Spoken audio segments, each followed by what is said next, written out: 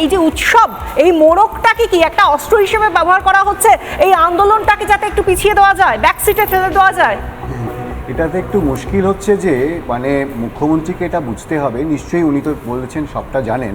মুখ্যমন্ত্রীর কাজ কিন্তু এই বিভিন্ন জায়গায় গিয়ে পুজো উদ্বোধন বা পুজো সূচনা নয়। মুখ্যমন্ত্রীর অনেক গুরুদায়িত্ব আছে। আজকে আমাদের সমাজটা যেভাবে মানে মানে উত্তাল হয়ে আছে, যে সমস্ত সমস্যাগুলো রয়েছে, আমার তো মনে হয় ওনার সেই দিকে কনসেন্ট্রেট করা উচিত যে কীভাবে এগুলো সলিউশন হবে। আজকে পশ্চিমবঙ্গের মানুষ সেই মানসিকতাতে নেই। তাদের সামনে এরকম একটা মর্মান্তিক, এরকম একটা মানে রাজনৈতিক হত্যা হয়েছে, তারা সেটা চাক্ষুষ করেছে, এবং আজকে বন্যা হয়ে গেছে কিছুদিন আগে, যারা মুখ্যমন্ত্রী নিজেই বলেছেন। এবার সেই জায়গায় দাঁড়িয়ে উনি মানুষকে বলছেন যে তোমরা উৎসবে ফেরো।